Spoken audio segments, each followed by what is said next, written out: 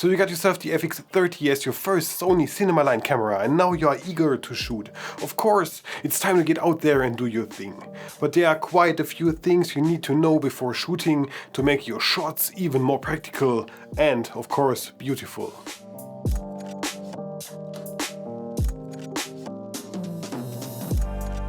So let's make a deep dive into the menus, and we are starting with the first thing you should do, which is setting the auto temperature feature to high, which lets you record for even longer times when activated. Next up, let's go for pixel mapping. With the lens cap still attached or a lens on the front, this lets your sensor create a value for true black. I recommend to do this before every job or every shoot you do. You can get to this option under the briefcase symbol in the main menu, then number 12 and pixel mapping. And now let's get into the real things you need to do to get the best image out of this camera, no matter your kit. First of all, let's customize the camera layout and buttons. And actually, I think there's only one you need to change. Let's go into custom key and then to top view.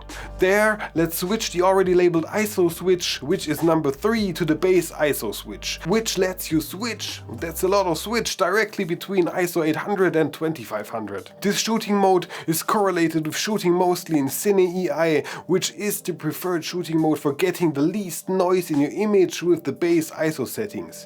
If you're not into log shooting, then of course feel free to use Cinetone, which is picture profile 11, and the flexible ISO settings. Now if you have a Sony lens, then go to the first menu, item number 1, and all the way down to lens compensation and turn on briefing compensation, which helps with reducing the briefing of still lenses when they are actually focusing. Now for something that directly correlates with what you see on the display, go to the second bar and down to number 6, which is the zebra display. Set this to on and now you can see where your highlights are actually clipping while you're shooting. Next up, we need to adjust the focus peaking. To make it more visual, we are going to change the color from the standard white, which isn't very visible outside, to red. This is under the third bar and number 5, peaking display.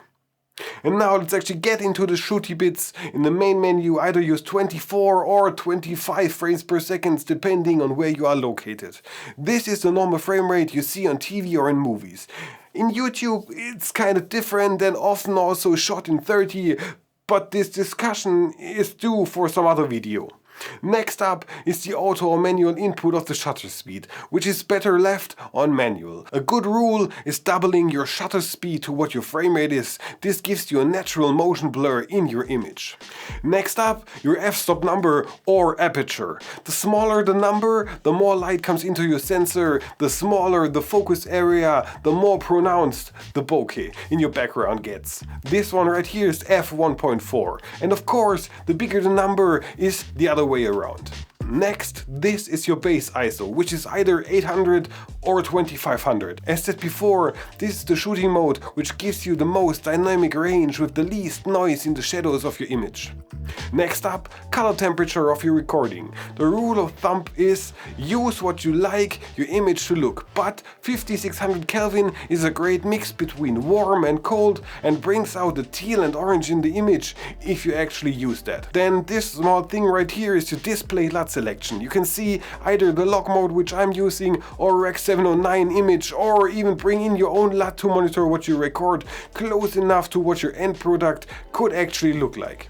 Next up are your file formats. The recording actually depends on your storage medium and your editing rig. I'm recording with XAVC S4K mostly for clients as well as for YouTube. Next is your record setting. There's only one viable option, which is 140 Max 4:2 in 10-bit. This gives you the most flexibility to record and then edit and color grade later in post. 10-bit in 2022 is a must nowadays to get no color bending in the edit later like on 8-bit. So I hope this actually helped you with your first steps in using the Sony FX30 and getting to know the shooting modes more clearly.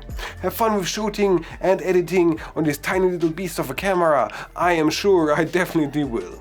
As always, thank you very much for watching. My name is Leech and I'm off writing the next scripts. If you enjoyed this video, then make sure to subscribe to this channel. There are plenty more of this type of content and of course many other things available for you to watch, like this video right here. Have a great day, see you around, and goodbye.